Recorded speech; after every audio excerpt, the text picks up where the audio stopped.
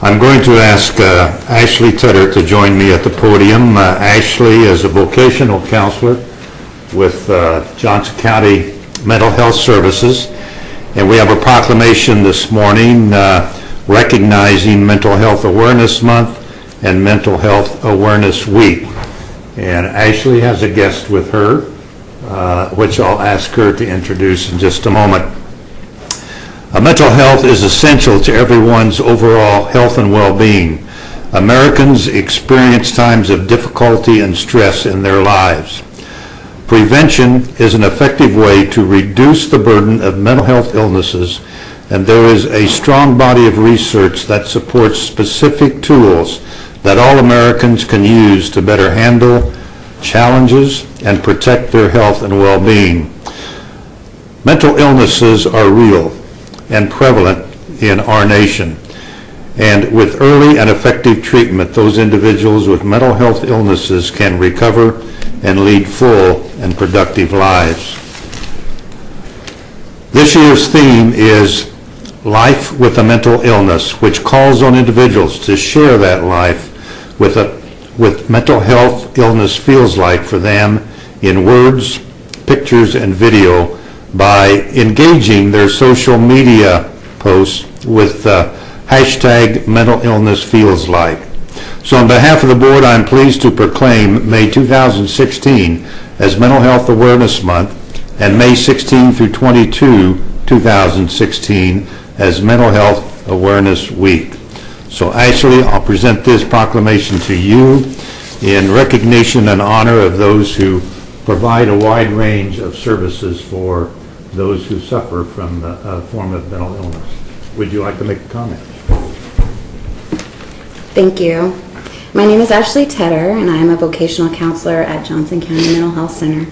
Firstly, I want to thank you for recognizing and emphasizing Mental Health Awareness Week and Month.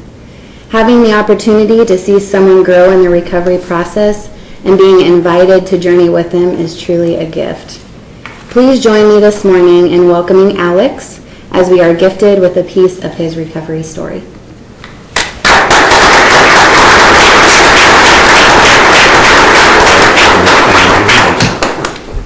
You're good shape. Okay. Hi, my name is Alex.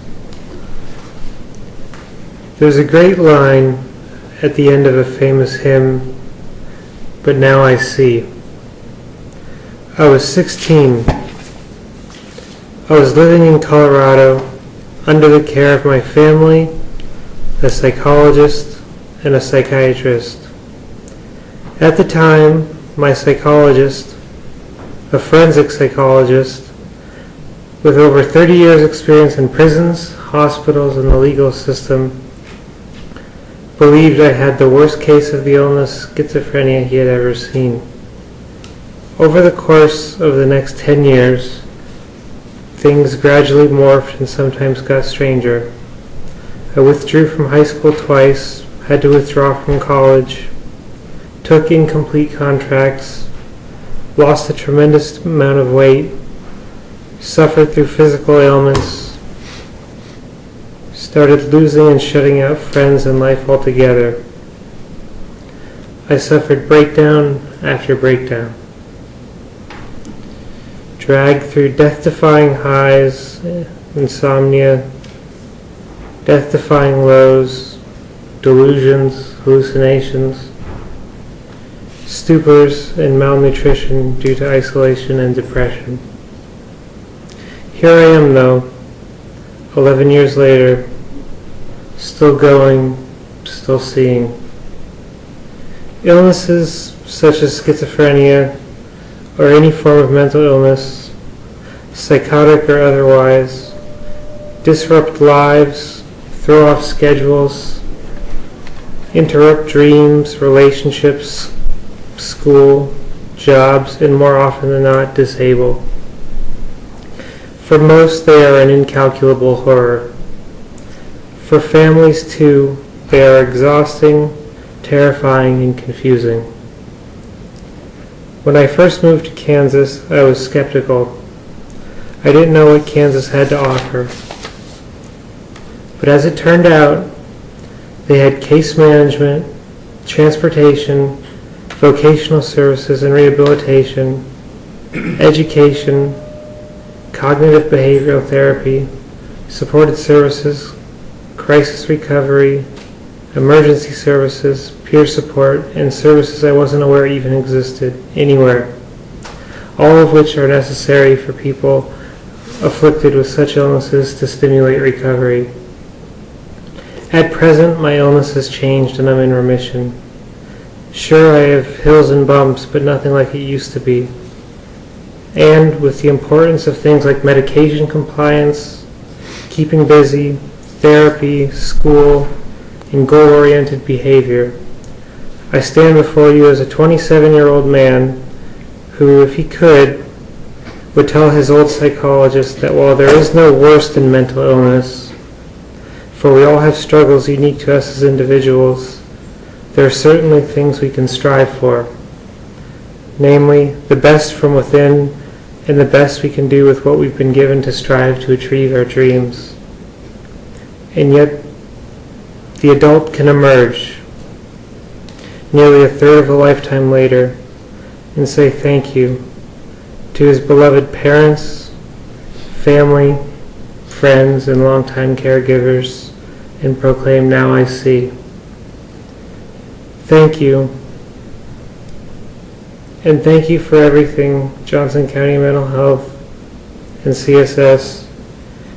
You aren't just in the practice of healthcare.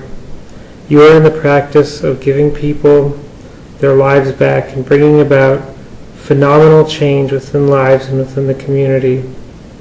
I am humbled by your organization and by your services. Thank you.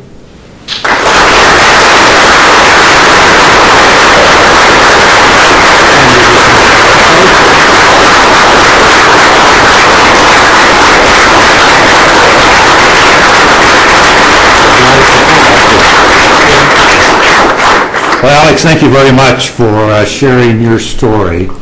And Ashley, if you'll come forward, we'll share a photo. And let's put Ashley in between us. Okay. We need a rose amongst us. And, so, if you look right there.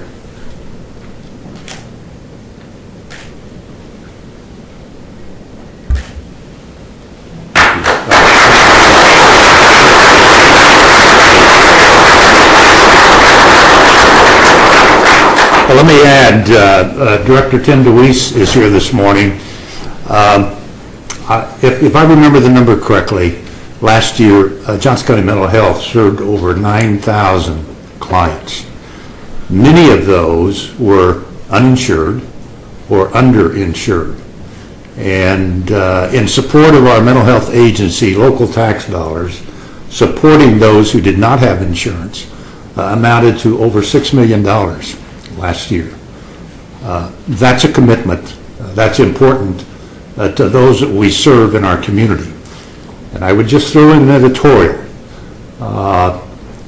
It's important that the state recognize the needs that are prevalent in our communities across the state of Kansas. And if you agree that the mental health services are a critical element and a critical part of our community, I would ask you to contact your legislators and let them know what your opinion is. So, Alex, thank you very much again.